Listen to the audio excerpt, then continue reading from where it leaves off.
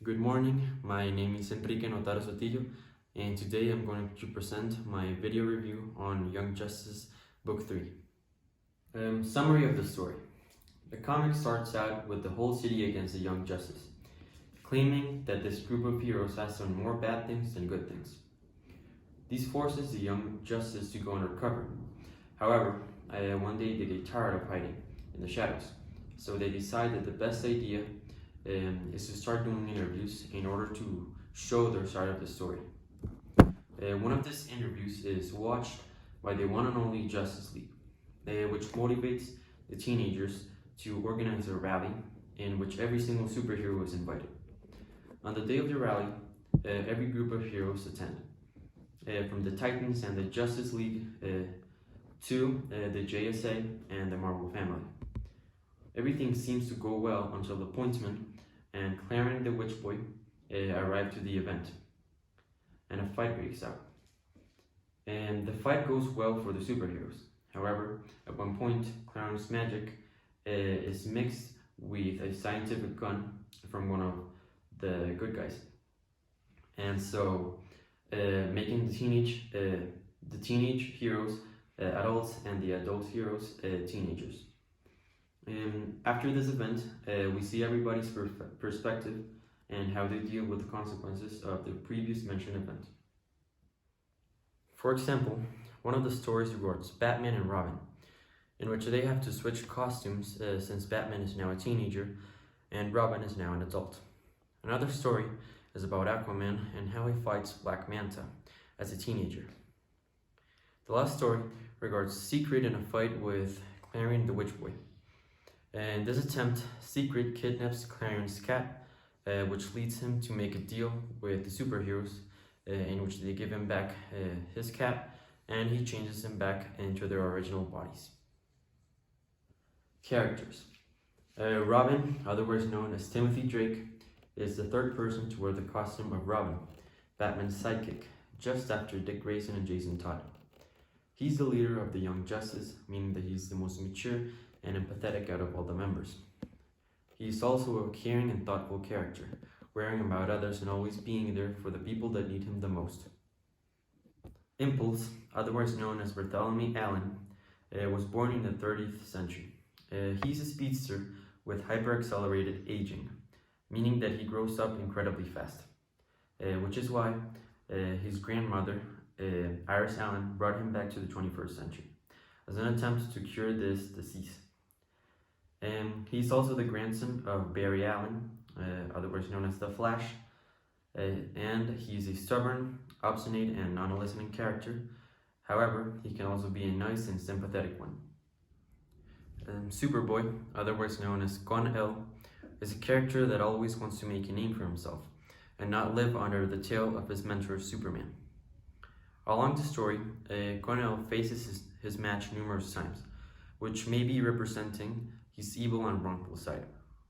He's a compassionate, generous, and understanding character, always protecting and caring for his friends and fellow team members. Wonder Girl, otherwise known as Cassandra Sunsmark, is a strong character with unbelievable superpowers that make her one of the most remarkable members of the Young Justice. As Superboy, she also wants to make a name for herself and not be recognized as her teacher and mentor, Wonder Woman. She's a kind and encouraging character. However, sometimes she could also be a bad-tempered person once in a while. As for Secret, otherwise known as Susie, well, not much is known about this character's origin or life status, other than that she had been captured and studied by the Department of Extranormal Operations. She has incredible superpowers, granting her the abilities to possess and control smoke. Susie is a kind and attentive character that regards the Young Justice as the only true family she has ever had. What I liked about the book. In general, I really liked this comic in almost every way possible.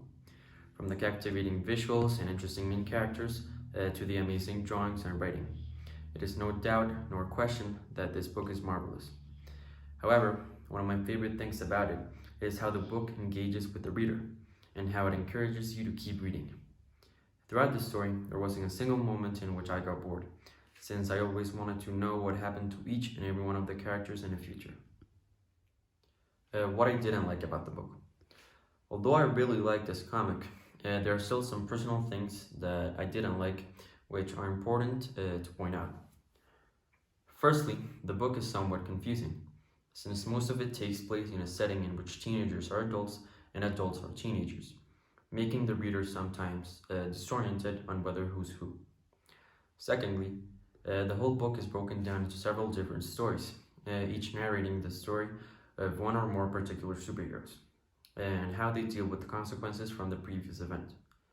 It makes the story moderately disordered, making the reader lose track of the chronological order. And for the last thing I didn't like, it was the end of the book, which in my opinion wasn't very interesting since it was a bit bland and dull. To what special group of people would I recommend this book? I would recommend this comic to every single person that is either a fan of DC or Marvel, or to everybody that at least has a slight interest in superheroes in general. Also, I would recommend this book for readers from the age of about 10 years old to 20 years old, since it was clearly intended for younger audiences. As for my personal touch, I wanted to include some interesting and compelling facts about the main character's origins and DC Comics in general.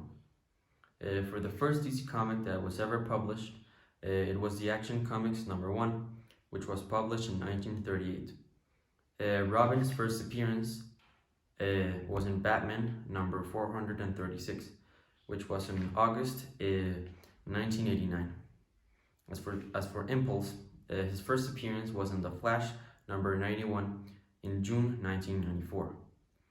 Superboy, his first appearance was in The Adventures of Superman, number 500, on June 1993. Wonder Girl, her first appearance was on Wonder Woman number 111, which was in July 1996.